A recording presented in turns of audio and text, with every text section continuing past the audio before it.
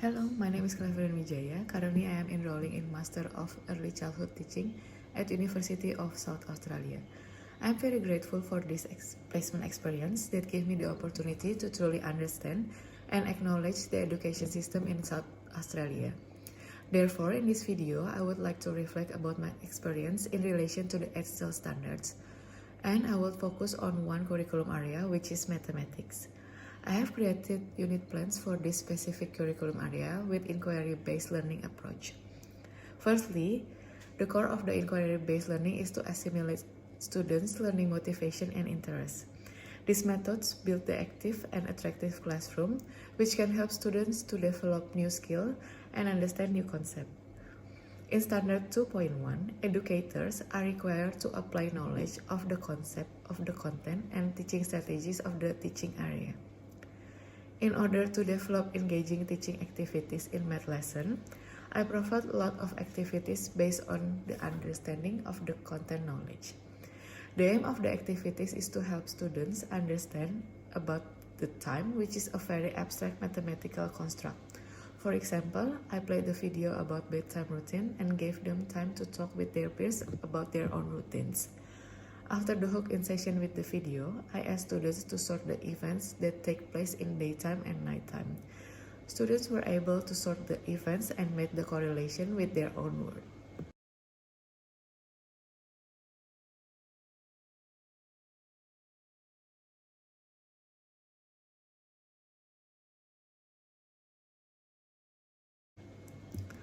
Next, Standard 3.3.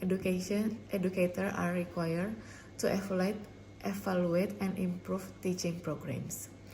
Reflective practice is learning from everyday situations, issues, and concerns that arise in daily routine.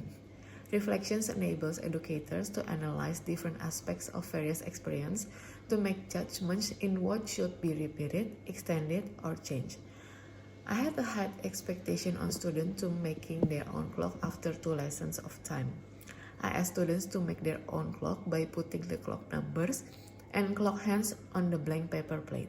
However, some of them still struggled to write and place the number from 1 to 12 on the clock. From this experience, I made judgment that this lesson should be repeated with small modification. I had reflected that they need another lesson to scaffold them. Therefore, for the next lesson, I plan this activity to do with their Year 7 body class. Students' body will help them to cut and ask prompting questions to make a clock. On the end of this lesson, students were able to put the clock number in the right position on the clock.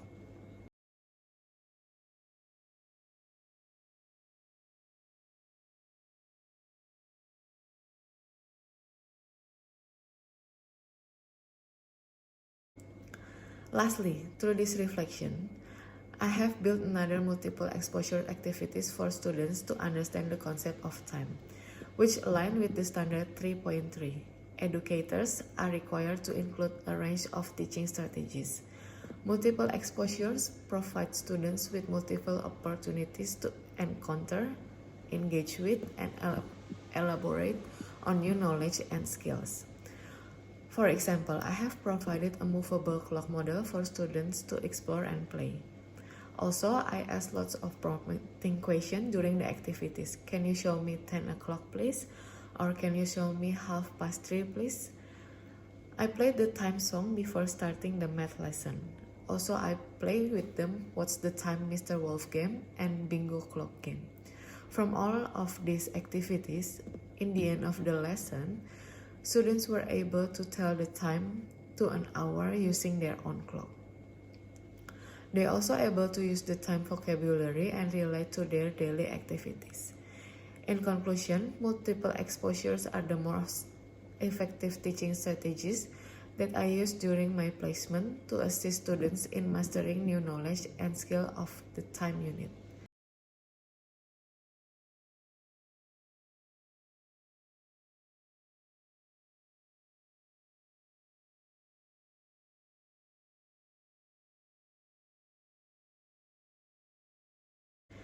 Finally, the professional development of the educators is the lifelong journey, and I still need to keep learning. Thank you for listening.